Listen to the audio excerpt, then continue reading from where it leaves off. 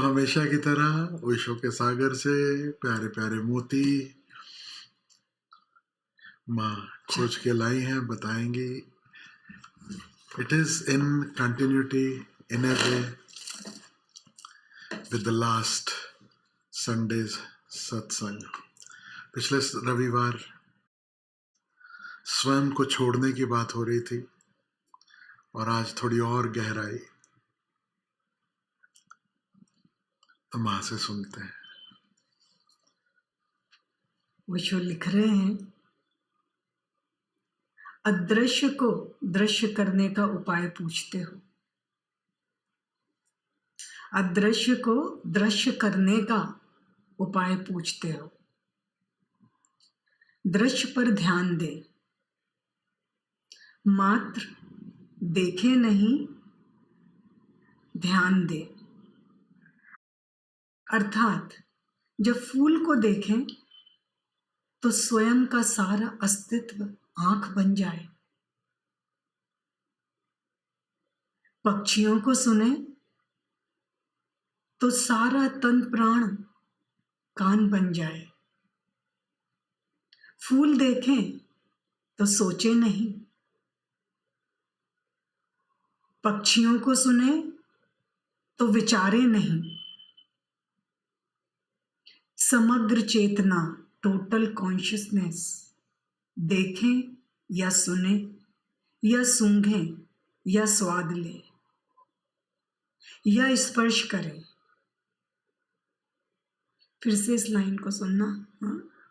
समग्र चेतना, total consciousness, देखें या सुने, सूंघें या स्वाद लें या स्पर्श करें।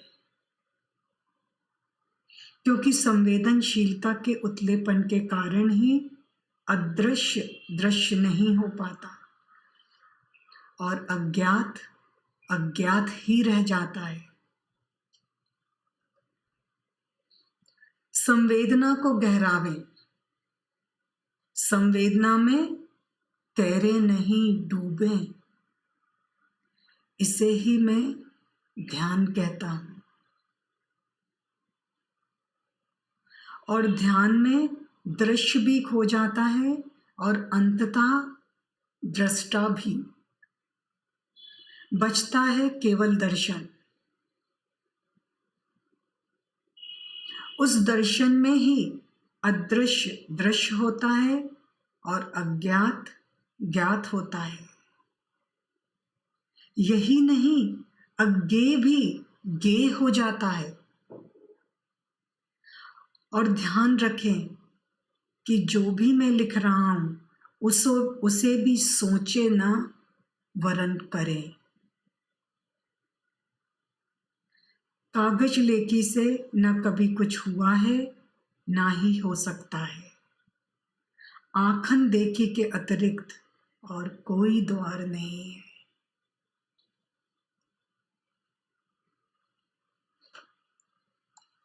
अब ओशो ने तो इसको बीज रूप में दे दिया हमें, है ना। तो मैं सिर्फ इतना ही कह सकती हूँ बाबा से कि बाबा इसे थोड़ा आप विस्तार रूप में हमें समझाएं। यह दृश्य दृश्य, गे अज्ञेय, ज्ञात अज्ञात, ये सब क्या खेल है ना। और किस तरह हम भी वो संवेदना में गहरे डूबे और इस सब को हम महसूस कर पाए। खूब सारा प्यार सबको। फिर मिलते। फिर से प्यार भरा नमस्कार और स्वागत आप सबका। मुझे लगता है धीरे धीरे कहीं ऐसा ना हो जाए कि लोग पूछें कि आप क्या करते हो। ट्रैवल करते हैं, कहीं लोग मिलते हैं ना तो पूछते हैं आप क्या करते हो, और मुझे कहना पड़े कि हमारी लस्सी की दुकान है। ये लस्सी बनाते बनाते तो चलो थोड़ी दूसरी टर्मिनोलॉजी यूज करते हैं। ओशो के मोती उन्होंने जगह जगह उड़ेले हैं, चलो उसकी माला पिरोते हैं, है ना। और बहुत ही अद्भुत संदेश। कल दत्तात्रेय जयंती भी थी। दत्तात्रेय के वचन कुछ मैंने आपसे शेयर किए। अगर याद होगा तो त्रिशूल की बात हुई। तो दत्तात्रेय के एक गुरु, एक युवा कुंवारी लड़की जिसके हाथ में चूड़ियां थीं, उसकी बात हुई और कैसे उसने एक एक एक एक चूड़ी उतारी और जब अंतिम एक ही चूड़ी बची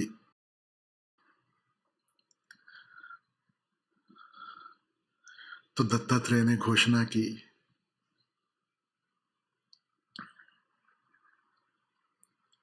कि ये जो भीड़ है चूड़ियों की, भीड़ है विचारों की, भीड़ है अपने भीतर, और उनका आपस में जो कॉन्फ्लिक्ट है, जो द्वंद्व है, ये जब तक समाप्त नहीं हो जाता और जब तक उस एक से हम एक नहीं हो जाते, तब तक बात नहीं बनती, तब तक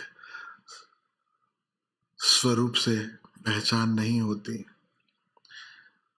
और बड़ा आश्चर्य है कि आज जो विश्व का संदेश है वह भी उससे बहुत बहुत मिलता जुलता है। सच पूछो तो आश्चर्य भी नहीं करना चाहिए, क्योंकि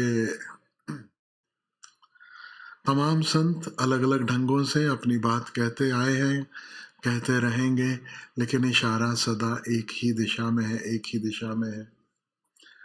तो ओशो के वचन एक बार दोहराऊंगा, थोड़ा बहुत जहां लगेगा थोड़ा सा उस पर समय देंगे। प्रश्न जो पूछा गया है ओशो से वो है कि अदृश्य को दृश्य कैसे करें। तो अदृश्य क्या है? सदा सदा से सत्य की बात हुई, परमात्मा की बात हुई, आत्मा की बात हुई, स्वरूप की बात हुई, और सदा से हम प्रश्न करते आए हैं कि उसके हमें दर्शन क्यों नहीं होते, उससे हमारी पहचान क्यों नहीं होती। अगर कोई परम सत्ता है, अगर कहीं परमात्मा है, अगर आत्मा जैसा कुछ है, अगर कहीं कोई परम तत्व है, तो वो हमारे अनुभव में क्यों नहीं आता। तो ओशो कहते हैं कि वो कैसे अनुभव में आए, जो अदृश्य है वो दृश्य कैसे हो, उसकी कला ओशो बता रहे हैं। सच पूछो तो ओशो बहुत गहरी कुंजी दे रहे हैं, प्रैक्टिकल उपाय दे रहे हैं कि हमें करना क्या है कि हमारा संबंध उस परम से जुड़ सके। तो थोड़ा ध्यान देना, सुनना। कहते हैं दृश्य पर ध्यान दें, मात्र देखे नहीं, ध्यान दें। हम क्या करते हैं? हम देखते हैं कुछ भी, हम देखते हैं, हम ध्यान नहीं देते। आपने नोटिस किया, आंखों के सामने अनेक दृश्य, अनेक नज़ारे चलते हैं, और कभी यहाँ, कभी वहाँ, कभी यह, कभी वह, लेकिन पूरी तरह कभी किसी एक के साथ हम हो नहीं पाते। और अगर किसी एक की तरफ थोड़ा ध्यान दिया भी, जिसे हम ध्यान समझते हैं, उसमें होता क्या है, हम उस विषय, वस्तु या व्यक्ति की ओर ध्यान नहीं दे रहे होते, उसे हम नोटिस करते हैं, एक्नॉलेज करते हैं, और फिर उसके संग एक स्वप्न की दुनिया बुनने लगते हैं। समझो सुंदर गाड़ी देखी, महंगी, सुंदर, बड़ी अट्रैक्टिव गाड़ी है, आपने देखी, तो ऐसा थोड़ी ना है कि हम गाड़ी पर ध्यान देते हैं। वो तो गाड़ी दिखाई दे गई, और फिर उसके बाद क्या होता है, फिर वो गाड़ी तो वहीं रह गई या गाड़ी निकल गई, लेकिन हमारे मन में एक सिनेमा शुरू हो जाता है, एक विचारों की श्रृंखला शुरू हो जाती है। काश ऐसी ही गाड़ी मेरे पास हो, एक दिन तो ऐसी गाड़ी जरूर लूंगा, कभी ना कभी तो ये उपाय जरूर होगा। और फिर गाड़ी में कहाँ घूमने जाएंगे, किसके साथ जाएंगे, और किसको बिल्कुल साथ में नहीं बिठाएंगे, वो सारे ख्याल, सारे विचार अपने भीतर चल रहे हैं। तो ऐसा नहीं है कि गाड़ी है तो हमारा ध्यान गाड़ी पर है। अब गाड़ी तो ऐसा समझें कि बड़ी एक ठोस, बड़ी स्थूल घटना है। नेचर की तरफ अगर हम अपना ध्यान ले जाएं, पक्षी गीत गाते हैं, फूल खिलते हैं, हम लोग क्या करते हैं, कहीं फूल देखते हैं, हम उसका नामकरण कर देते हैं कि ये कौन सा फूल है, ये जासवंत है, ये गुलाब है, ये गेंदा है, और बस देखा, नाम दिया और बात समाप्त हो गई। लेकिन क्या कभी हम उस फूल के साथ वास्तव में हो पाते हैं? क्या हमें कभी भी हमें ख्याल में आता है कि यह जो फूल मेरे सामने मौजूद है, यह जो खिला है, देख रहे हो ना पीछे कौन से फूल हैं? कोई कहेगा रजनीगंधा, है ना, सुगंध देते हैं। बस रजनीगंधा है, सुगंध देते हैं, बात समाप्त हो गई, फिर आई गई हो गई बात। लेकिन क्या हमें रियलाइज होता है कि वह एक फूल जो अभी मेरे समक्ष है, अभी मेरे पास है, ऐसा फूल कभी पहले हुआ नहीं। This is unique. क्या कभी हम उस फूल के साथ बस हो पाते हैं, या नामकरण करके बस किसी और दुनिया में खो जाते हैं? जिसे ऋषियों ने चंचलता की अवस्था कहा है, उसका अर्थ यही है कि हम देखते हैं लेकिन ध्यान नहीं देते। एक विषय से फिर दूसरा विषय, दूसरे से तीसरा, तीसरे से चौथा, वह हमारे समक्ष बस गुजरते चले जाते हैं, दिखाई देते हैं लेकिन ध्यान नहीं होता।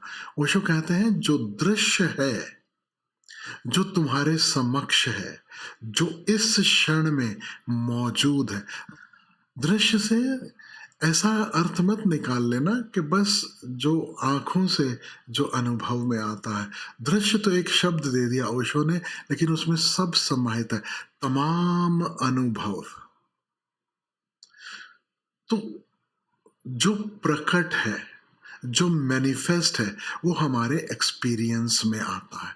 तो जो भी एक्सपीरियंस में आ रहा है उसे यहां ओशो कह रहे हैं दृश्य। दृश्य पर ध्यान दो, यानी become more and more aware of that which is manifest।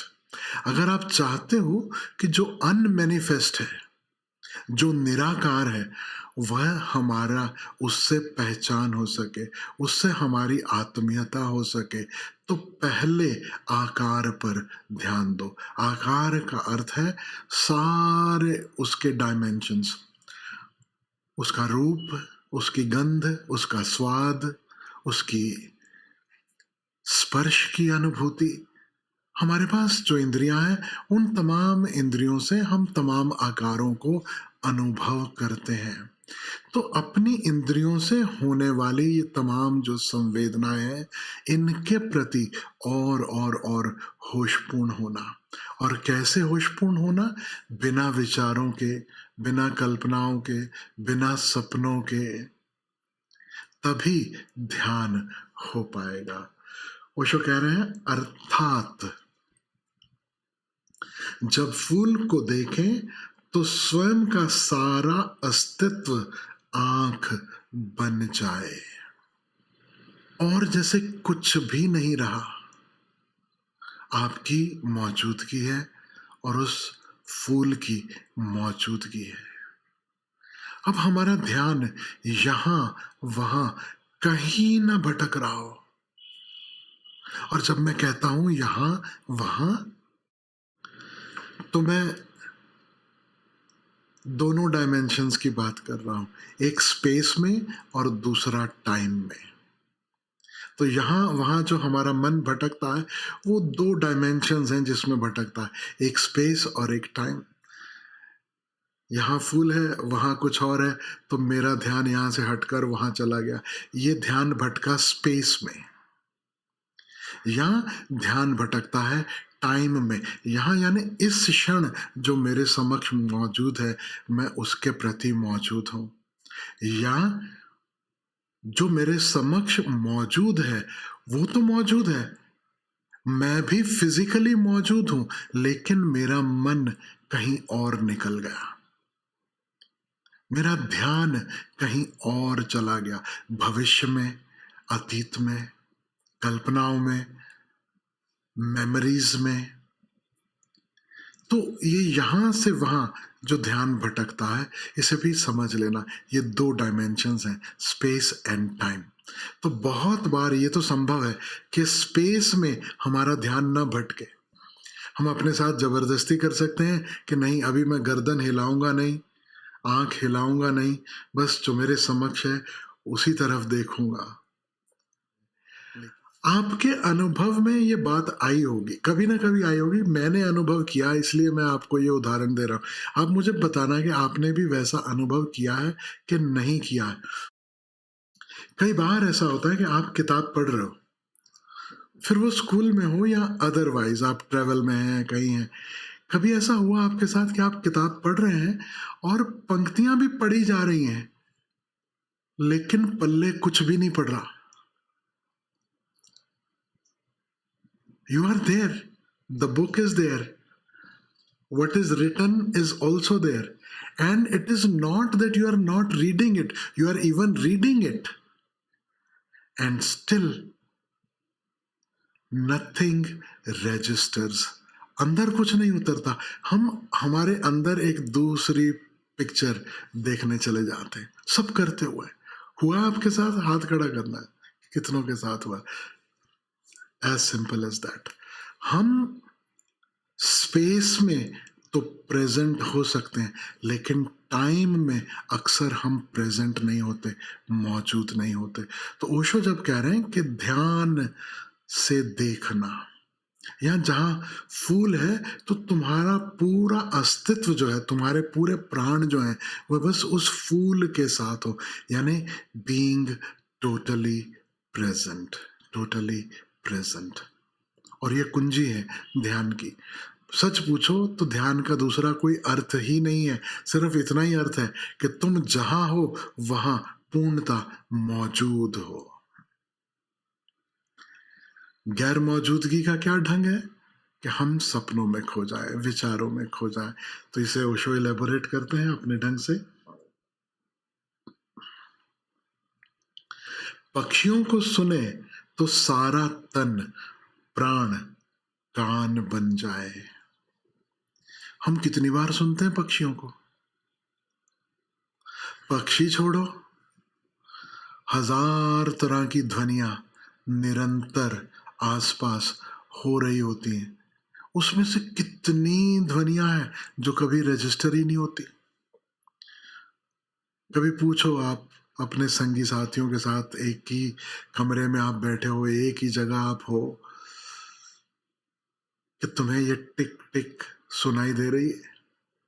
मान लो घड़ी हो कहीं रखी और उसकी मूवमेंट। अब ये सबसे कठिन है कि घड़ी की मूवमेंट भी सुनाई दे। Who cares? Nobody cares. क्या पड़ी है? सस्ती मध्य घड़ी, टिक टिक टिक, मतलब जो टिक टिक कर रही है इसका मतलब पुरानी भी होगी, पुराने जमाने की होगी। Who cares? तो वो ध्वनि सुनाई नहीं देती। एयर कंडीशनर्स में जो लोग जी रहे हैं, क्या उन्हें एयर कंडीशनिंग की आवाज सुनाई देती? जब चालू करो तब, या एसी जब खराब हो जाए, घिर घिर करने लगे तब। क्या नॉर्मल एयर कंडीशनर चल रहा है सुनाई देता है? क्या नॉर्मली पंखा चल रहा है सुनाई देता है? मैं तो आपसे ये कहता हूँ, घर में कोई बूढ़ा बुजुर्ग है, उसकी खाऊं खाऊं, उसकी खांसी इत्यादि अगर लगातार चलती है तो थोड़ी देर बाद वो भी सुनाई देनी बंद हो जाती है। हो सकता है कि वो बेचारा राम जी के पास पहुंच जाए और कई समय तक खाऊं खाऊं ना होए और आपको पता ही ना चले। और अगर पता चले तो वो सिर्फ इसलिए पता चले कि कुछ तो मिसिंग है, कोई स्पेशल इफेक्ट था जो भी नहीं है। To be 100% present is what meditation is all about. तो ओशो कह रहे हैं, सिर्फ जो दिखाई दे रहा है उसके साथ नहीं। जैसे निसर्ग में पक्षी बोल रहे हैं, अब सिर्फ पक्षियों तक सीमित मत रह जाना। हवाएं बह रही हैं या पानी बह रहा है, कोई झरना हो, नदी हो, कल कल करता पानी बह रहा है। आप पेड़ पौधों में अगर बैठे हो तो सरसराती हुई हवा जो जो गुजर रही है, और गहरे और गहरे और गहरे उतरते चले जाओ, तो जो सूक्ष्म से सूक्ष्म ध्वनि जिसे संतों ने नाद कहा है वह बज रही है। क्या हम इन ध्वनियों के प्रति पूर्णता मौजूद होते हैं, हो पाते हैं? शुरुआत करो उन ध्वनियों से जो थोड़ी तेज हैं। पक्षी की ध्वनि, कोयल बोल रही है, सुन रहे हैं तो पूरे प्राणों से उसे सुनना। फूल देखें तो सोचे नहीं, पक्षियों को सुने तो विचारे नहीं। समग्र चेतना, फिर इन ब्रैकेट ओशो लिख रहे हैं टोटल कॉन्शियसनेस। उसे टोटल कॉन्शियसनेस कहो या टोटल अवेयरनेस कहो। समग्र चेतना, समग्र का अर्थ टोटल, 100% प्रेजेंट। देखें या सुने या सूंघें या स्वाद लें या स्पर्श करें, पांचों इंद्रियां आ गई। इंद्रियों से जो अनुभव में आ रहा है उसके प्रति टोटल अवेयरनेस, और अवेयरनेस के साथ साथ उसी का एक पर्यायवाची, ध्यान की दृष्टि से उसका पर्यायवाची शब्द मैं आपको दे रहा हूं, कह सकते हैं टोटल प्रेजेंस, पूर्णता मौजूद होना, जो भी अनुभव हो रहा है। क्योंकि संवेदनशीलता यानी सेंसिटिविटी के उथलेपन के कारण ही अदृश्य दृश्य नहीं हो पाता और अज्ञात अज्ञात ही रह जाता है। अब ओशो ने एक और शब्द दे दिया इस टोटल अवेयरनेस को, सेंसिटिविटी। सेंसिटिविटी शब्द समझ रहे हो ना, सेंसेस से आता है, सेंस यानी इंद्री। एक शब्द सुनते हो नॉनसेंस, या कभी सुनते हो it doesn't make any sense. अभी उसके अर्थ अलग हो गए, लेकिन it doesn't make any sense यानी उसका अभी अर्थ ही होगा कि मेरे पल्ले नहीं पड़ता, लेकिन इट डजंट मेक सेंस यानी मेरी इंद्रियों के जो अनुभव है उसमें वो समा नहीं पाता। इट डजंट मेक सेंस, मैं उसको पचा नहीं पा रहा हूं, मैं उसको प्लेस नहीं कर पा रहा हूं कि ये कैसा अनुभव है, वो इंद्रियों की समझ में नहीं आ रहा।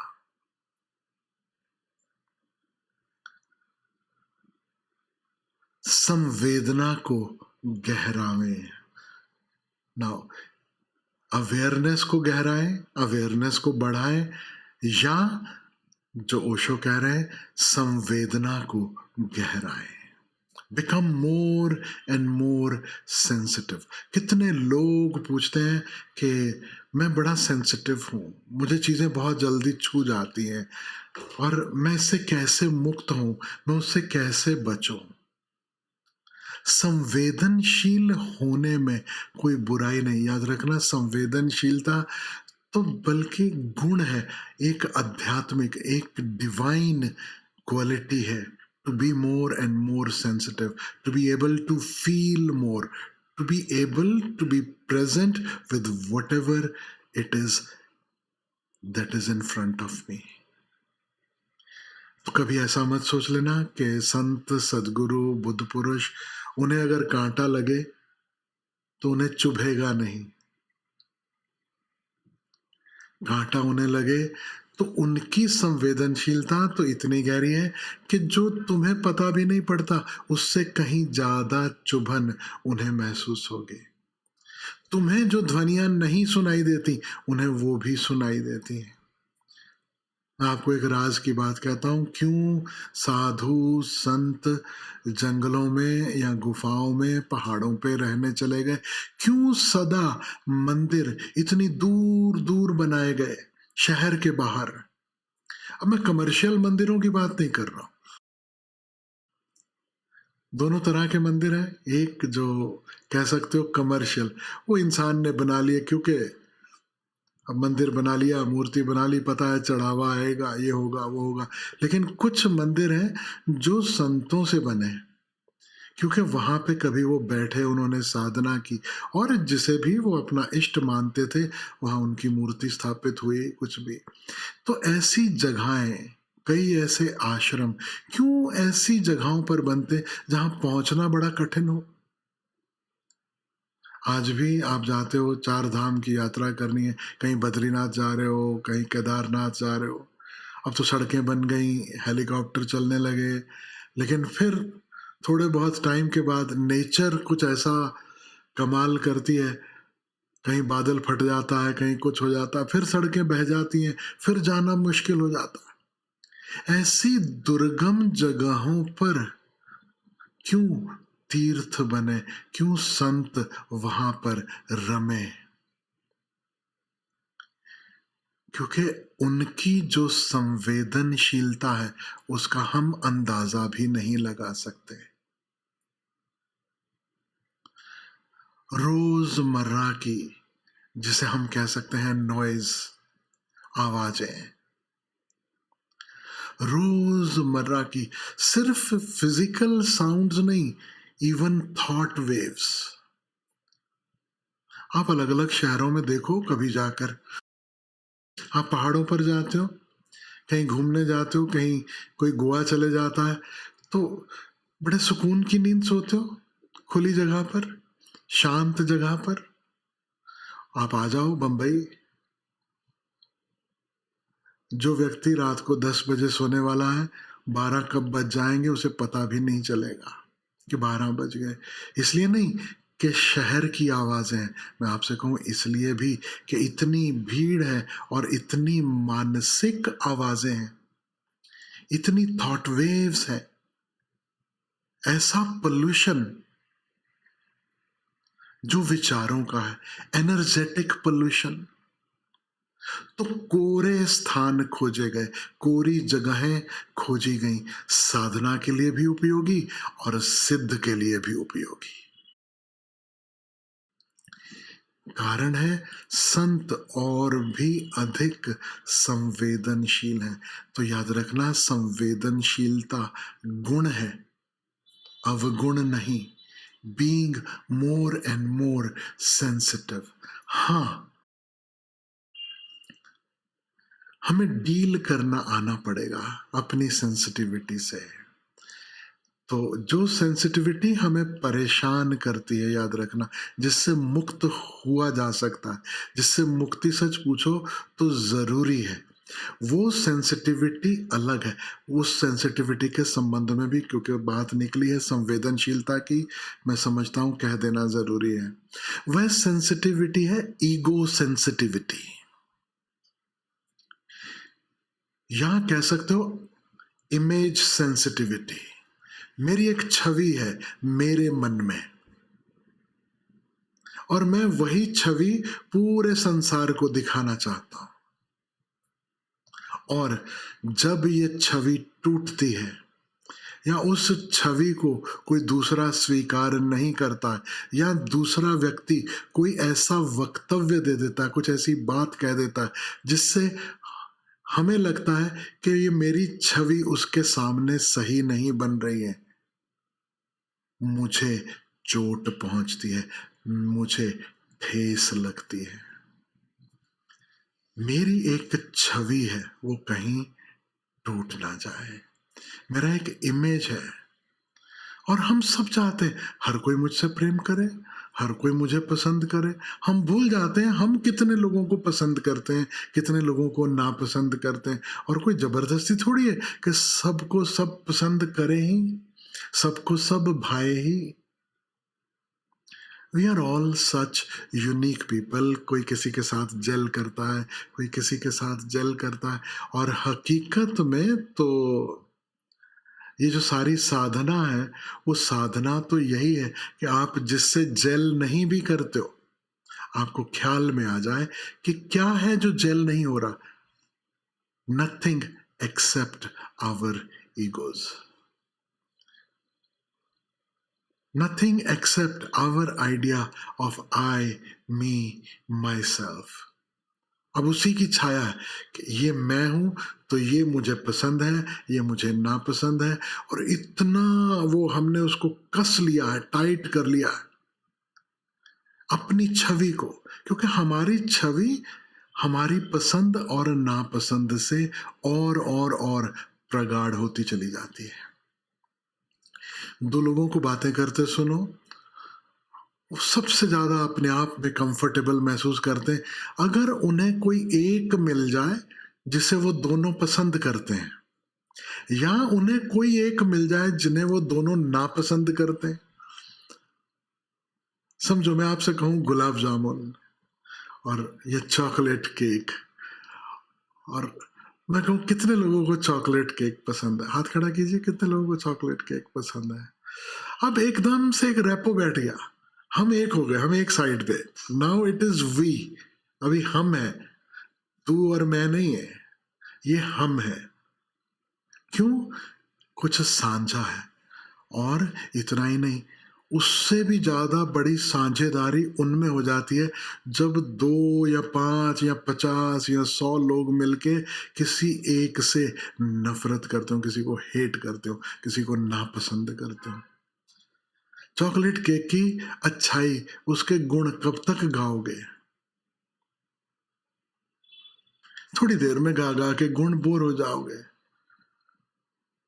फिर कहोगे चलो जब होगा तब, जब मौका मिलेगा तब चॉकलेट खा लेंगे। लेकिन किसी की बुराई करने बैठ जाओ, कभी मैंने किसी को थकते नहीं देखा बुराई करते, उसका तो ये भी बुरा, जिसी को हम चुगली कहते हैं ना, आप है ना चुगली करिए, आओ बहन चुगली करें, बैठे साथ में, है ना, उसका ये गलत, उसका हाँ वो तो बहुत ही, अब ये इसी से ही वो कहावत बनी है कि दुश्मन का दुश्मन दोस्त होता है ना। संवेदनशीलता का अर्थ जो है उसके प्रति संवेदनशील होना, वह तो गुण है, लेकिन एक सूडो संवेदनशीलता है, यानी being sensitive about my ego, about my image. और जैसे ही वो इमेज टूटता है, जैसे ही मेरी ईगो, जिसको मैंने बड़े ऊंचे आसन पे विराजमान किया है, वहां से उसका आसन डोलता है, तब मुझे तकलीफ होती है, तब मुझे कष्ट होता है। तो ये दो अलग तरह की सेंसिटिविटी हैं। एक है sensitivity of the truth, of the real, of that which is, और एक है sensitivity of that which I have built in my imagination. मैंने कल्पनाएं कर रखी, मैंने कथाएं गढ़ रखी हैं, मैं ऐसा हूं, मैं ऐसा हूं, या दूसरा वैसा है और वैसा है। अब इस कारण से जो दुख पहुंचता है, जो ठेस पहुंचती है, यह हमारी खुद की करनी है।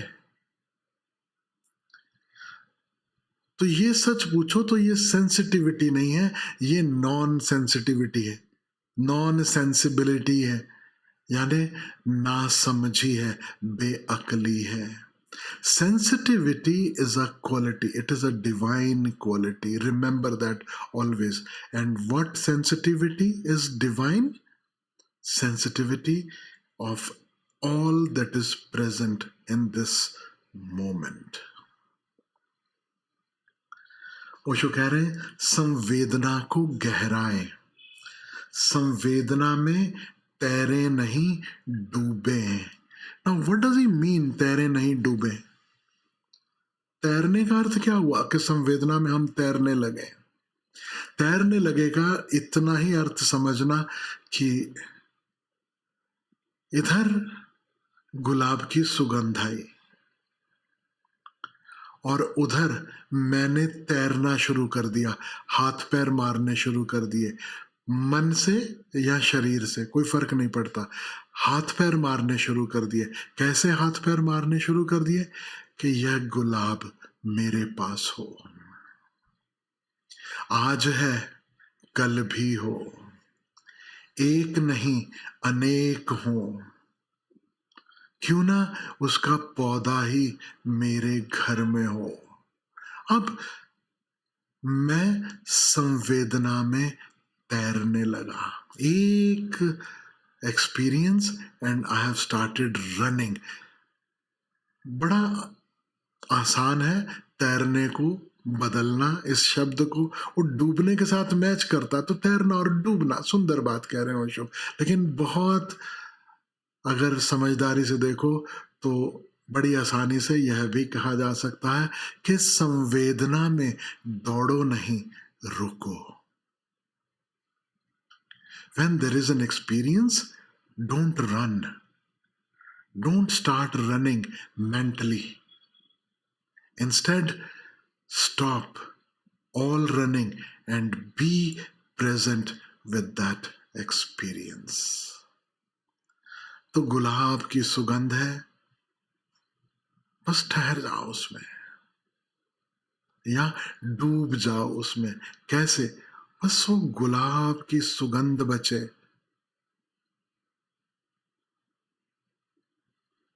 ऐसे जैसे कि आप पहली दफा उस सुगंध को सूंघ रहे हो, बिना एनालाइज किए, बिना यह शब्द लाए बीच में कि ये गुलाब की सुगंध है, बस वो सुगंध हमें ओत-प्रोत कर ले। सिर्फ नासिका तक सीमित ना रहे, मेरी पूरी चेतना में वह सुगंध छा जाए। ये बड़ा गहरा और बड़ा सूक्ष्म सूत्र है ध्यान का।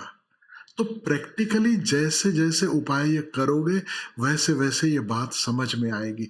अभी भी जिसे जितना अनुभव होगा उसे उतनी ये बात समझ में आएगी। इसे ही मैं ध्यान कहता हूं। और ध्यान में दृश्य भी खो जाता है और अंततः दृष्टा भी बचता है, केवल दर्शन। कल जब दत्तात्रेय की बात हुई, त्रिशूल की बात हुई, तो उस समय मैंने आपसे कहा था त्रिशूल जो है ना वो 3 और शूल, त्रि और शूल, ये 2 को जोड़कर बना है त्रिशूल। शूल का अर्थ होता है कांटा। तो उसका ऐसा अर्थ मत समझ लेना कि एक ऐसा यंत्र, एक ऐसी शेप, एक ऐसा आकार जिसमें 3 कांटे निकले हों और वह त्रिशूल है। नहीं, उसका गहरा अर्थ समझना, जहां 3 है वहां कांटे चुभ रहे हैं। सारी चुभन जीवन में 3 के कारण है। कहते ना 3 तिगाड़ा काम बिगाड़ा, है ना। हमने उसका अर्थ क्या निकाला कि 2 लोग हैं तो सहमति जल्दी हो जाती है, 3 लोग हों तो सहमति उतनी जल्दी नहीं होती, तो उल्टा काम बिगड़ जाता है, क्योंकि एक कहेगा ऐसा करें, दूसरा ऐसा और तीसरा अलग ढंग से, और बात बनेगी नहीं। नहीं, ये बहुत छोटा अर्थ है। असली अर्थ, जहां हम 3 में बंटे हैं वहां जीवन शूल जैसा है, वह चुभन से ज्यादा और कुछ भी नहीं। और 3 जब एक में समाहित हो जाए, जब 3 न बचे, एक ही बचे, तब जीवन में आनंद है, सुकून है, शांति है। और वो एक कौन सा बच रहा है? ओशो यहां कह रहे हैं, न दृश्य न दृष्टा, केवल दर्शन बचता है। यानी न ऑब्जेक्ट ऑफ एक्सपीरियंस, न एक्सपीरियंसर,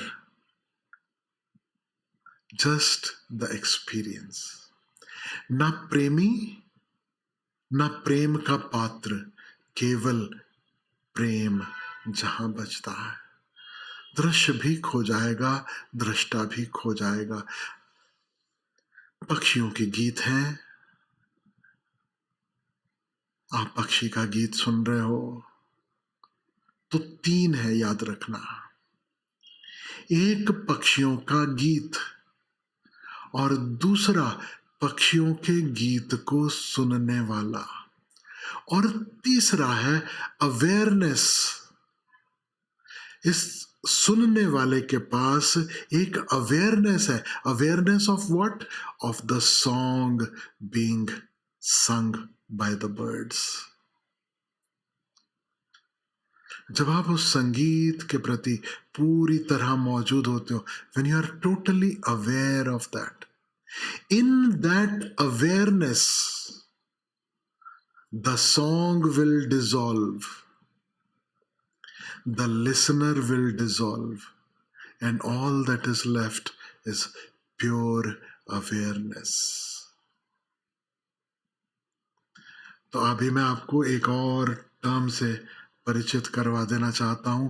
एक हम समझ रहे हैं टोटल अवेयरनेस, और दूसरा टर्म जो मैं आपको प्रपोज कर रहा हूं उसे समझना, उसे हम कहेंगे pure awareness.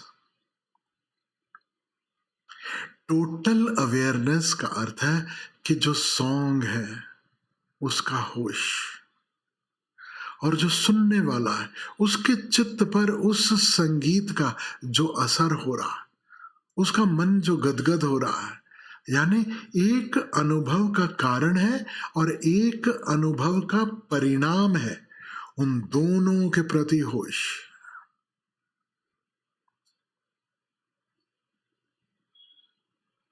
Total awareness, and this total awareness becomes a door to pure awareness, कि बस फिर ना तो अनुभव रहे ना अनुभोक्ता, केवल होश, केवल बोध।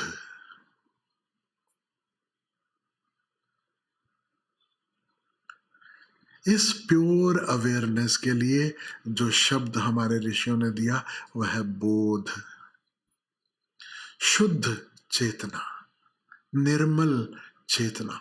अब ना तो विषय है ना विषय को भोगने वाला।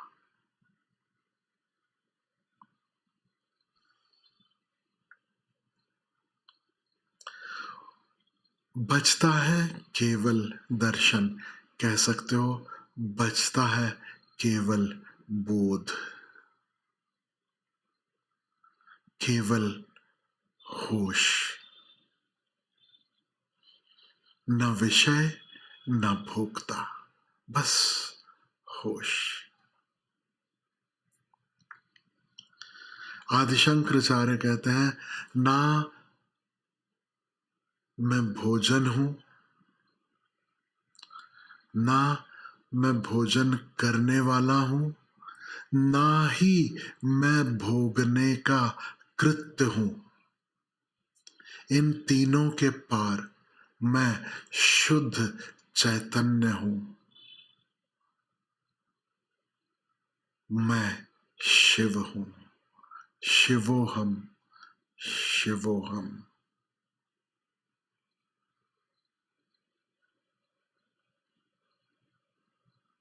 समझना, दर्शन कहने से भी भूल हो सकती है।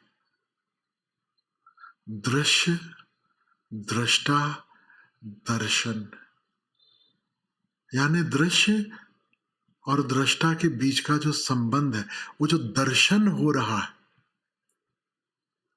हकीकत तो यह है कि वहां दर्शन भी नहीं बचेगा, सिर्फ वह अवेयरनेस बचेगी जिस अवेयरनेस से दर्शन संभव होता है।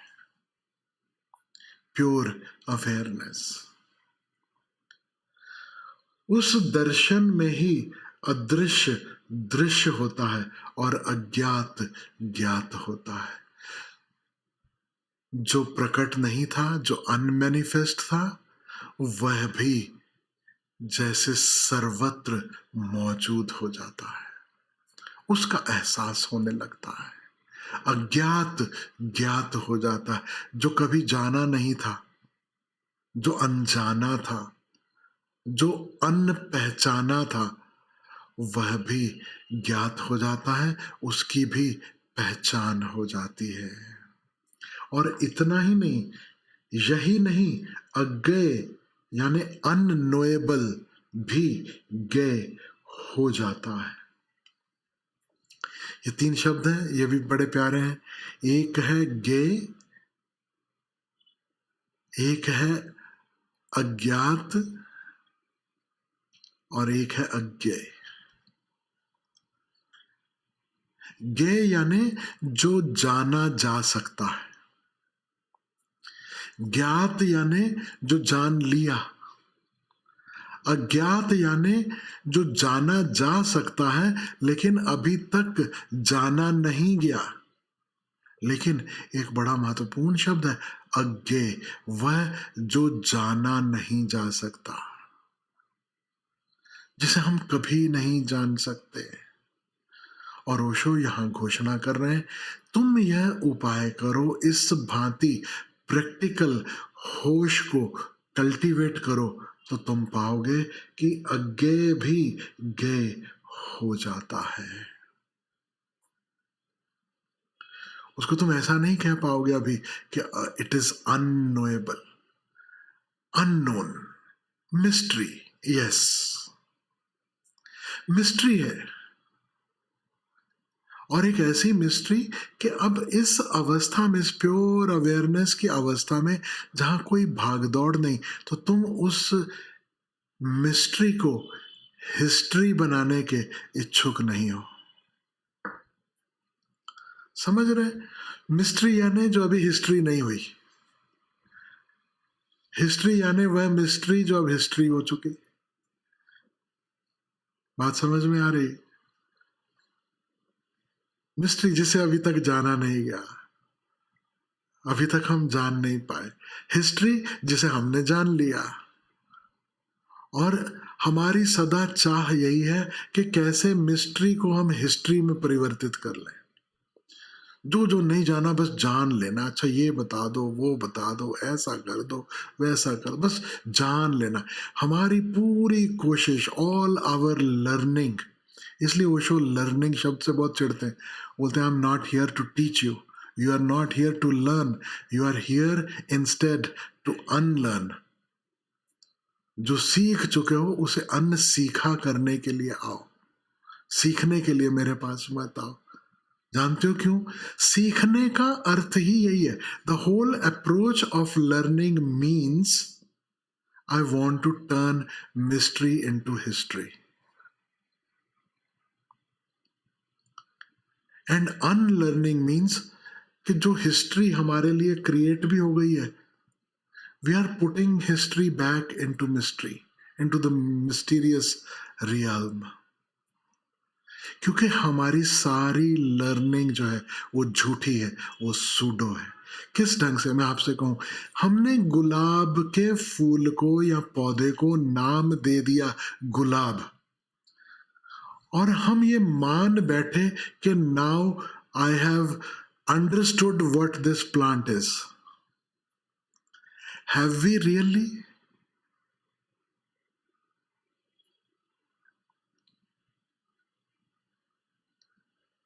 There is no way to understand even something like a rose flower, a simple single rose flower. आप उसको चीरफाड़ कर सकते हो, उसकी एटॉमिक वैल्यू, उसके केमिकल वैल्यूज, उसकी फिजिकल वैल्यूज, वो सब बता सकते हो, लेकिन उसका होना, उसका वजूद, उसका अस्तित्व सदा एक मिस्ट्री है। और साइंस में आप डिग करते चले जाओ, खोजते चले जाओ, ऐसा क्यों है क्योंकि ऐसा है, वैसा क्यों है क्योंकि वैसा है, वैसा क्यों है क्योंकि वैसा है। And then there comes a point जब कोई पूछेगा अच्छा फिर ये ऐसा क्यों है, और आप कहोगे पता नहीं, बस ऐसा है। और बिल्कुल गौतम बुद्ध की जैसी घोषणा करोगे, एस धम्मो सनातनो, बस ऐसा ही है। इसलिए तो एल्बर्ट आइंस्टाइन जैसे गरिमावान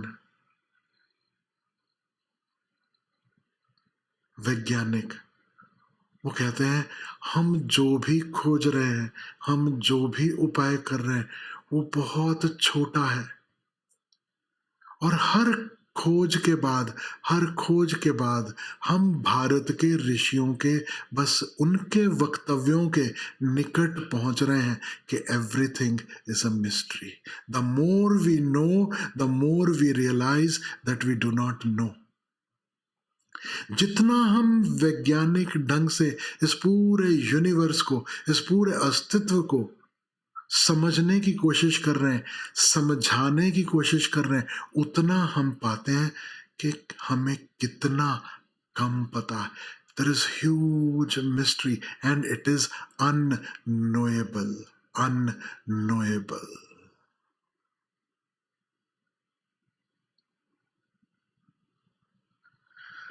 ओशो कहते हैं अननोएबल ऑल्सो बिकम्स knowable.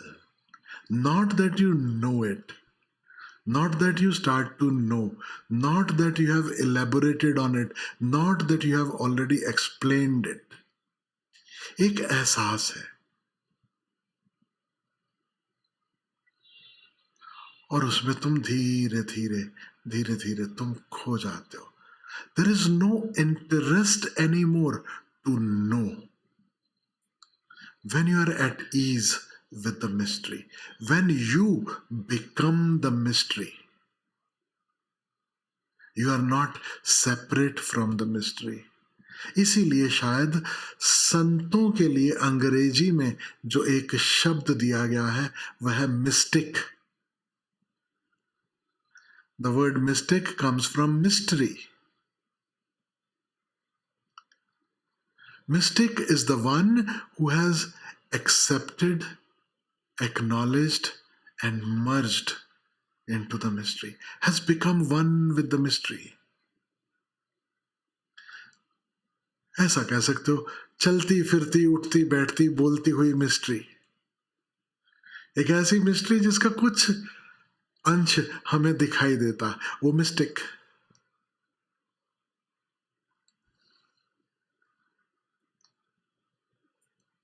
और ध्यान रखें, जो भी मैं लिख रहा हूं उसे भी सोचे नहीं वरन करें। इसको प्रैक्टिकली करना है। कागज लेखी से न कभी कुछ हुआ न हो सकता है, आंखन देखी के अतिरिक्त और कोई द्वार नहीं है, और कोई द्वार नहीं है। तो आंखन देखी कैसे हो? बड़े सिंपल उपाय मैं आपसे कहता हूं, एक नहीं 1000 ढंगों से आप उपाय कर सकते हो। अगर उसका बेसिक समझ लो, आप बेसिक्स उसके क्लियर हो तो 1000 ढंगों से हर क्षण आपके पास द्वार है, हर क्षण उसमें आप विराजमान हो सकते हो। जब भी कोई अनुभव है, allow yourself to be overwhelmed with it. वो जो कह रहे हैं ना, सूंघो, स्वाद लो, या स्पर्श हो, या सुनो, या देखो, यानी 5 इंद्रियों से जो अनुभव हो रहे हैं उनके प्रति और संवेदनशील हो, उनके प्रति पूर्णता मौजूद हो। भगवान शिव जब यह विधि देते हैं, माँ पार्वती को बताते हैं कि यह भी एक उपाय है मुक्ति का। वे कहते हैं तमाम अनुभवों में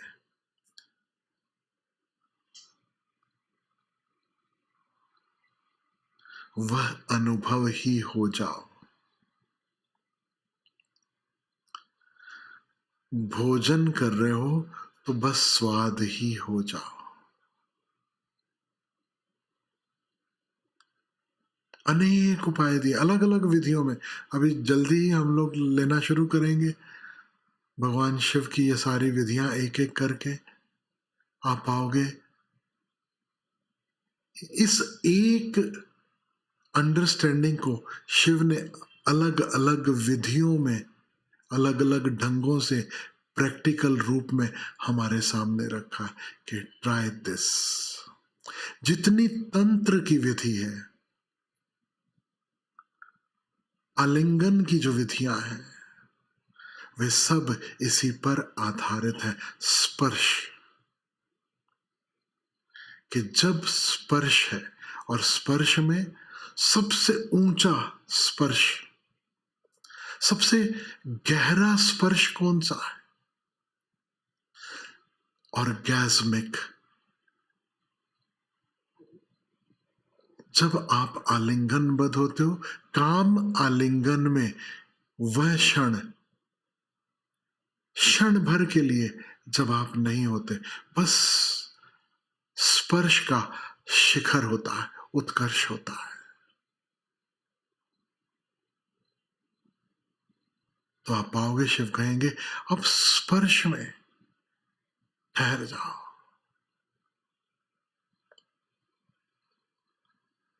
तंत्र के नाम पर बहुत कुछ जो किया जाए, अब आपको ख्याल नहीं होगा, वो इसी छोटे से सूत्र पर आधारित है। ओशो जो जामुन रूप में दे रहे ना, जिसको पहले दही और फिर लस्सी बनाने की प्रोसेस सब होती है, सार सूत्र इतना कि जो अनुभव हो रहा है उसमें डूब जाओ, उसमें। अभी बड़ा अजब गजब का मामला है। Total awareness and merging. क्योंकि बड़ा आसान है कहना कि जब कोई अनुभव हो रहा होता है हम तो उसी में डूब जाते हैं। नहीं, मूर्छा में अनुभव में होना और जागरूकता में अनुभव में होना बड़ा भेद है। ओशो जो चैलेंज पोज कर रहे हैं यहाँ पर, जो हमारे सबके लिए, वो है कि होश पूर्वक उसके प्रति पूरी तरह मौजूद, और भीतर कोई अवरोध नहीं, एक लेट गो। हमारे साथ क्या होता है, हमारी बत्तियां गुल हो जाती हैं। गुलाब जामुन खाने लगे, गुलाब जामुन क्या, पराठा बढ़िया है, अंकिता हंस रही है, और राजमा चावल याद कर रही होगी पक्का। राजमा चावल खा रहे, वो स्वाद आ रहा, बस वो सब भूल गए, अब स्वाद मजा लो। लेकिन सब बत्तियां गुल हैं, याद रखना। अब ये हमें कोई परम से नहीं मिलवा देगा, परम दर्शन नहीं हो जाएंगे।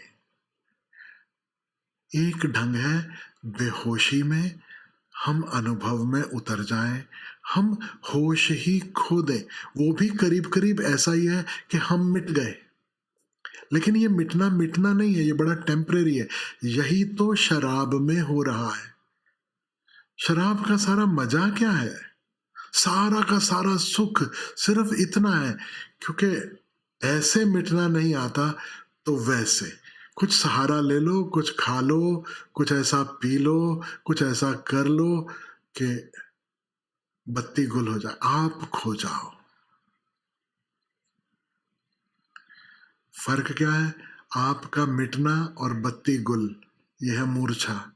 आपका मिटना और बत्ती चालू है, समाधि।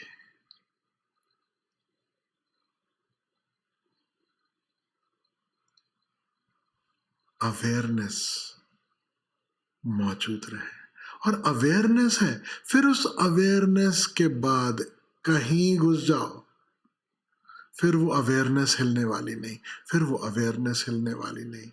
तंत्र की जो मैं बात कह रहा हूं, तंत्र सच पूछो तो मास, मध्य, मैथुन उसकी साधना नहीं है, होश की साधना है। समस्त साधनाएं होश की साधनाएं हैं। It is a journey into awareness, slowly cultivating our tiny little awareness, taking it to the peaks of total awareness, and then allowing for the total awareness to dissolve into pure awareness. धीरे धीरे होश को बढ़ाना है। मेरे को तो हिंदी गीत याद आ जाते हैं, आपको बताया वो गाना है ना, धीरे धीरे प्यार को बढ़ाना है, हद से गुजर जाना है। बस बिल्कुल वैसा ही है, धीरे धीरे होश को बढ़ाना है, मैं और मेरा से गुजर जाना है, उसके पार हो जाना है। तो होश को कैसे बढ़ाएं, धीरे धीरे ये होश कैसे बढ़े। बिल्कुल सिंपल सूत्र ओशो देते हैं, भोजन कर रहे हो तो स्वाद के प्रति होशपूर्ण है।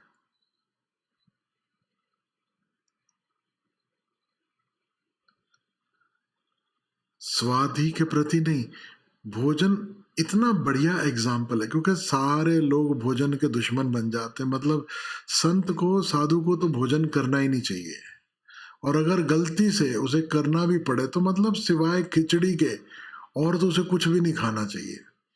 और खिचड़ी भी मतलब बिना घी के हो तो ही साधु है, वरना कहीं ना कहीं भोगी के लक्षण जरूर हैं, है ना। तड़का वड़का तो भूल ही जाओ, बिल्कुल उबला उबला खाना नहीं।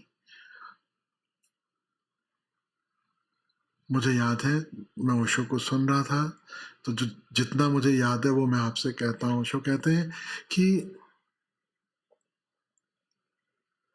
भोजन तुम्हें दिखाई भी दे, उसके पहले उसकी गंध तुम तक पहुंचती है।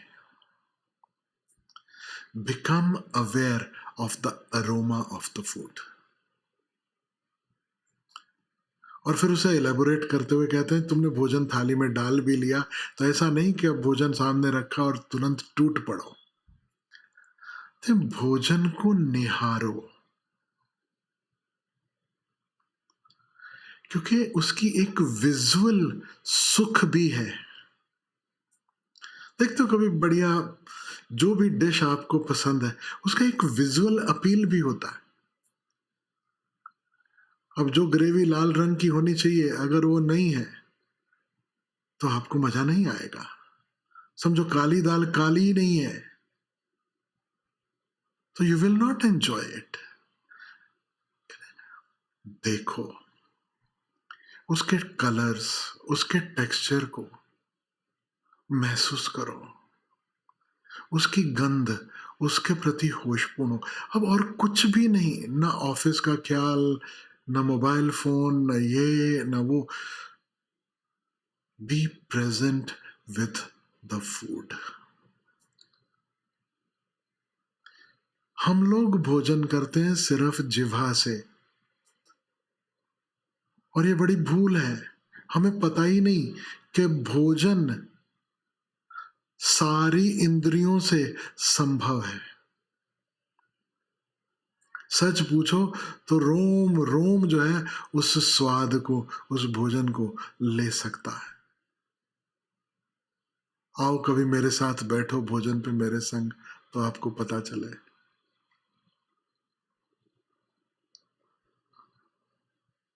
अरोमा,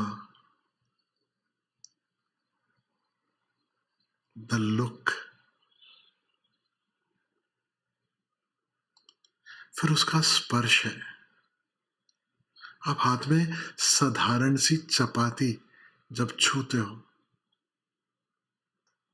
एक और जब तोड़ते हो, उस चपाती का स्पर्श है। आप उसे सब्जी में किसी में भिगोते हो, डालते हो, लेते हो, उसका एक स्पर्श है, उसकी एक वार्मथ है। या डिजर्ट है तो उसकी ठंडक है।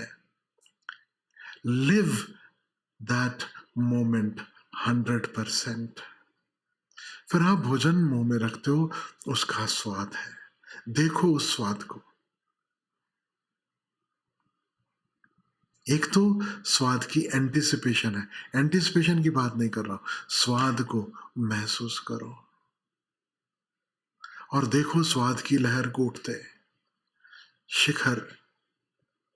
और फिर धीरे धीरे जैसे वो स्वाद जो है वो कम होते जा रहा है, फिर आपने दूसरा कौर अपने मुख में रखा, फिर जैसे स्वाद।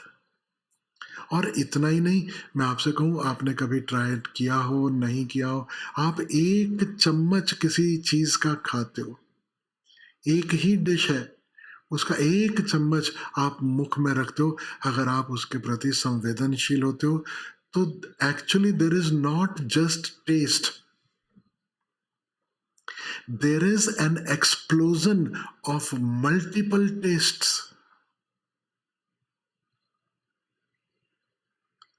जो भोजन की सुगंध है वो एक ही सुगंध नहीं है। अगर आप होशपूर्ण हो तो उसमें अलग अलग गंधों का जैसे एक एक्सप्लोजन हुआ है। Become aware of that. ऐसे ही ऋषियों ने नहीं कहा अन्नम ब्रह्म, भोजन भी ब्रह्म है, और भोजन भी ब्रह्म का, उसकी पहचान का मार्ग हो सकता है। जैसे जैसे राम कृष्ण परमहंस के लिए हुआ। मां शारदा पकाती, राम कृष्ण बस विस्फोट पे विस्फोट।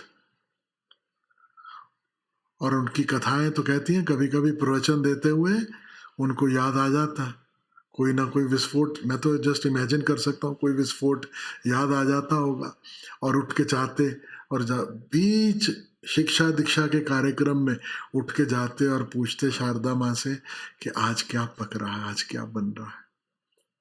और शारदा बोलती तुम जाओ, तुम्हारे शिष्य बैठे हैं, अच्छा लगता है बीच में तुम भोजन पूछने आए हो।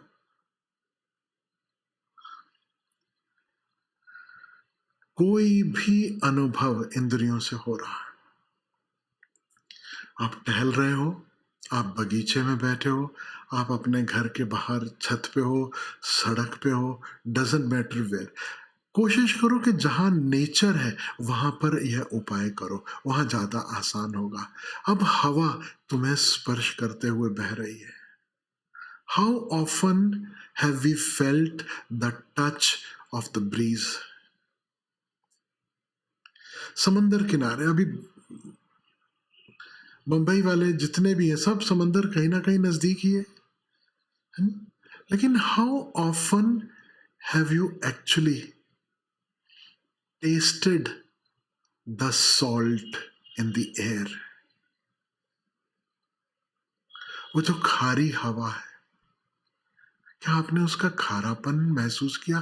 कहने को तो हवा है, लेकिन उस हवा का भी एक स्वाद है, उसका स्पर्श है।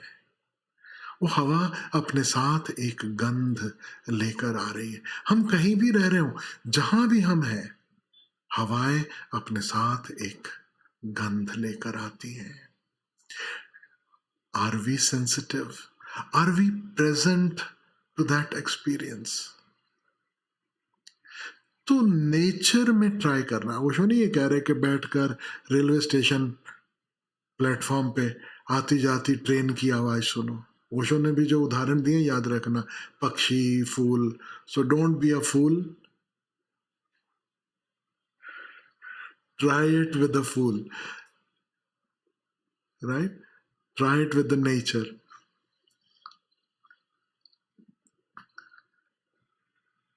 क्योंकि ये जिसे हम नेचर कहते हैं, जिसे हम निसर्ग कहते हैं, यह भी परमात्मा की उपस्थिति अपने में समाये है। वही मौजूद है, उसी की हवाएं हैं, उसी से बहती हैं। उस निसर्ग में उसके हस्ताक्षर, उनका एहसास सरल होगा। मैन मेड चीजों में उसका एहसास थोड़ा कठिन है। पहले होश को गहराने दो, पहले अपनी संवेदनशीलता को गहराने दो, फिर एक दिन ऐसा भी आएगा कि आपकी कार का भी एक अलग कैरेक्टर है, आप फील कर पाओगे। भले वो असेंबली लाइन में बनी है, उसका भी रिस्पॉन्स आपके साथ जुदा है, औरों से जुदा है। आपकी गाड़ी कोई दूसरा 10 मिनट चला के आ जाए और उसके बाद आप गाड़ी चलाओ, यू विल फील कि कुछ डिफरेंस है। उसकी आवाज बदल जाएगी, उसकी फील बदल जाएगी। Become more and more and more sensitive towards everything, but start with nature. Start with nature. Nature is what will help, and allow the nature to overwhelm you. पेड़ पौधे, अब जरूरी नहीं फूल ही खिले हो, बिना फूल के पौधे भी हैं। जरूरी थोड़ी ना कि लाल, पीला, सफेद, गुलाबी पर्पल, ये रंग ही देखने, अनेक हरे रंगों से भरे अनेक पेड़ पौधे मौजूद हैं, उनकी तरफ देखो और ऐसे देखो जैसे आपका रोम रोम उन्हें देख रहा है, not just with the eyes. जिसे मैं आपसे कहता हूं, भोजन सिर्फ जिह्वा से नहीं, अपनी पूरी मौजूदगी से संभव है। वैसे ही दर्शन सिर्फ आंखों से नहीं, अपनी पूरी मौजूदगी से संभव है। फील करो उन पेड़ों को, पौधों को, उनकी उपस्थिति को। आप पाओगे कि वो तुमसे दूर भी हैं, तो भी उनका आभा मंडल आपके आभा मंडल को छू रहा है। एक अदृश्य स्पर्श तब भी मौजूद है। और जितना लविंगली, जितना प्रेम पूर्वक ढंग से तुम अपना संबंध निसर्ग से जोड़ते हो, उतना तुम दूर से दूर भी छू पाते हो। Distance does not matter. ये जो स्पेस और टाइम है, it does not matter. The very first experience will be कि स्पेस डज नॉट मैटर। लेकिन जितनी संवेदनशीलता बढ़ेगी, उस संवेदनशीलता के साथ धीरे धीरे आप पाओगे कि टाइम ऑल्सो डजंट मैटर। एक सिंपल सा उदाहरण मैं आपको देता हूं। आप जिनसे प्रेम करते हो, जिनके प्रति आपके हृदय में प्रेम है, वो किसी दूसरे शहर में बैठे हैं, किसी दूसरे देश में बैठे हैं।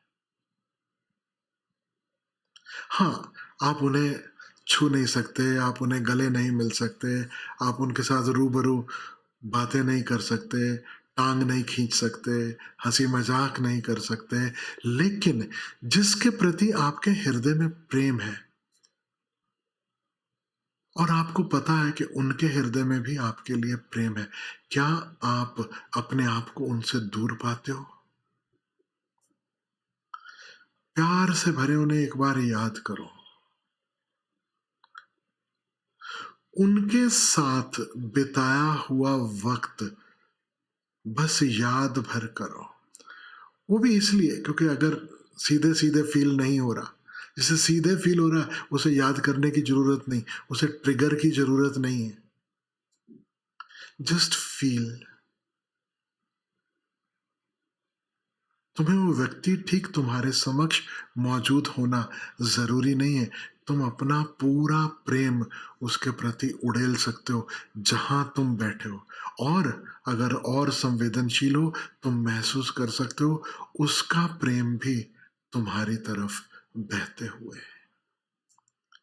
माँ के साथ, पिता के साथ अगर गहरा संबंध है, तो यह उनके साथ अनुभव करना सबसे सरल है।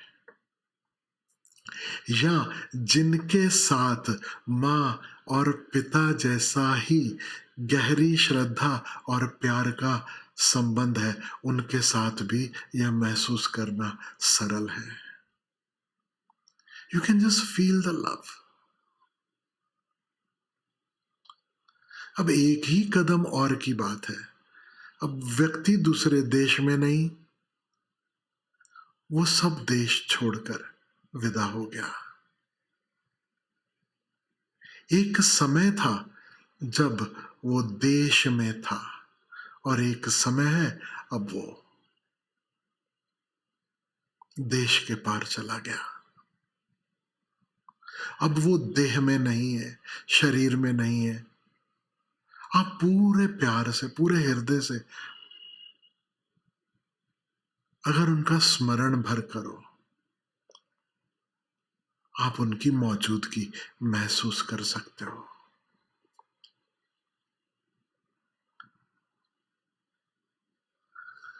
The first experience will always be with space. Only then it will grow into time. जिसने स्पेस में दूरी होने के बावजूद संबंध नहीं बनाया, उसका वक्त में जो दूरी हो जाएगी, उसमें संबंध नहीं बन पाता, बहुत कठिन हो जाएगा। लेकिन स्पेस में, दूरी में भी जिसके साथ आपका नाता जुड़ गया, जिसके साथ आपके तार जुड़ गए, कल मैं कह रहा था ना अदृश्य नेटवर्क, वो अदृश्य तार जिसके साथ जुड़ गए कि धीरे धीरे space doesn't matter, you can feel that same energy around you, with you, within you. एक वक्त आएगा, इसे गहराते चलो, फिर time also does not matter. आज हम चाहें तो स्पेस के पार, टाइम के पार हम सदगुरु नानक से जुड़ सकते हैं, दत्तात्रेय से जुड़ सकते हैं, एकनाथ से जुड़ सकते हैं, कबीर साहब से जुड़ सकते हैं, ओशो से जुड़ सकते हैं, बुद्ध से जुड़ सकते हैं, जीसस से जुड़ सकते हैं। मैं जितने नाम लूं वो कम है, तमाम संतों सदगुरुओं के साथ, क्योंकि वो उनका जो धाम है, उनका जो घर है, उनकी जो मौजूदगी है, वो स्पेस टाइम में सीमित नहीं है। They have already moved beyond space and time while they were in space and time. और जैसे ही तुम स्पेस टाइम से थोड़ा बाहर आते हो, थोड़ा उससे ऊपर उठते हो, there is a connect. एक एक्सरसाइज देना चाहता हूं उन तमाम लोगों के लिए जिनके कोई प्रिय जन विदा हो चुके शरीर से। फिर छोटे छोटे उपाय भी दूंगा, लेकिन क्योंकि ये बात निकली है तो ये भी उपाय मैं कहना चाहता हूं। डू ट्राई इट, करके देखना, बस उनके प्यार को महसूस करना, वो जब भी मिला हो। अब ये खोपड़ी इधर उधर भागने ना लगे, हाय वो अब नहीं है, हाय ऐसा हुआ, फिर वैसा हुआ, फिर ये हुआ, फिर वो हुआ। None of that. Just remember their love and feel that love in this moment. Connect with that love and you are transported beyond time and space. खोपड़ी लाख कहे पर वो तो है नहीं, वो तो शरीर छोड़ गए, तो खोपड़ी को कह दो मैं शरीर की बात ही नहीं कर रहा, मैं शरीर की बात ही नहीं कर रही, मैं उस प्रेमल उपस्थिति की बात कर रहा हूं।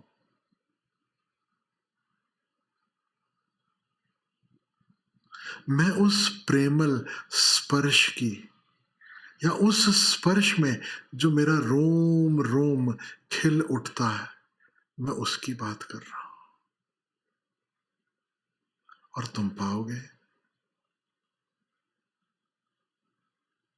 कि वह मौजूद है, और वो सच में मौजूद है, वो सच में मौजूद है।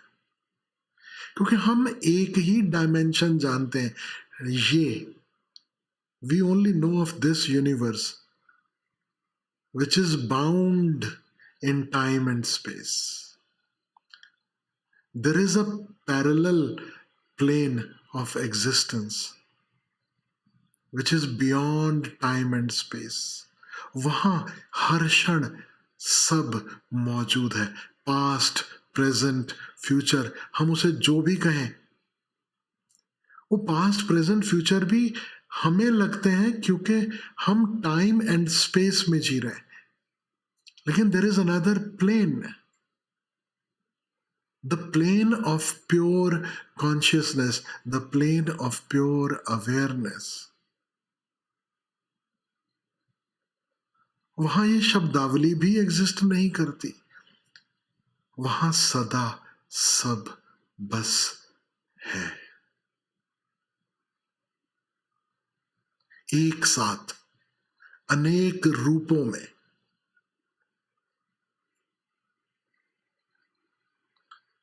हमारे प्लेन में राम किसी एक समय आते हैं, कृष्ण किसी और समय आते हैं। दोनों विष्णु के अवतार हैं।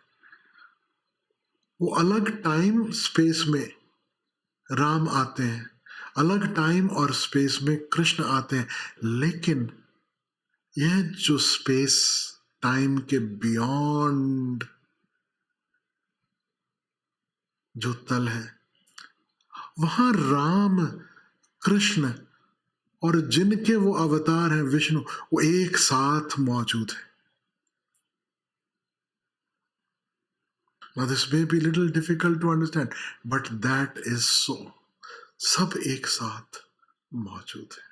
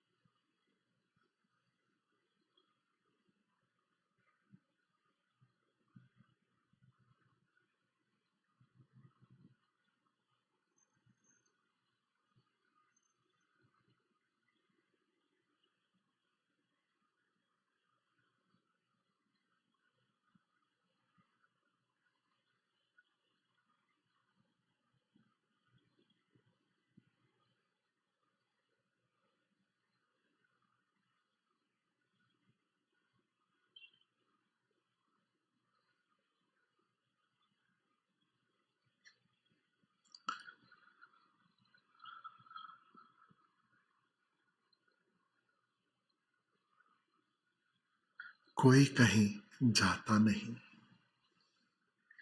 कोई कहीं कभी गया नहीं।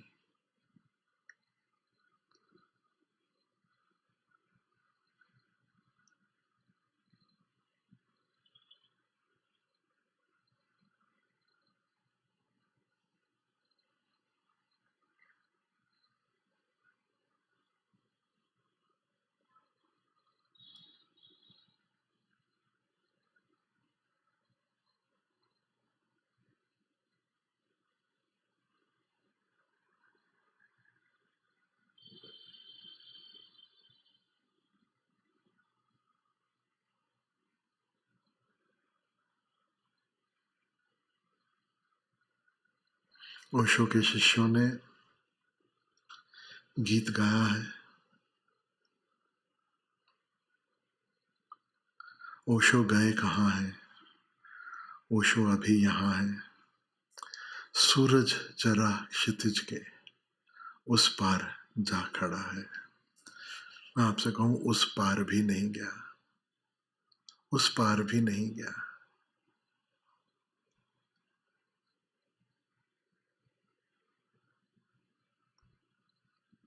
दिल के आईने में है तस्वीरें यार, जब जरा गर्दन झुकाई देख ली। तो कुछ तस्वीरें हैं गर्दन झुकाकर दिखती हैं, और कुछ तस्वीरें हैं थोड़ी गर्दन उठाकर दिखती हैं। बस इतना सा फर्क। संतों की उपस्थिति, उनकी तस्वीर महसूस करनी हो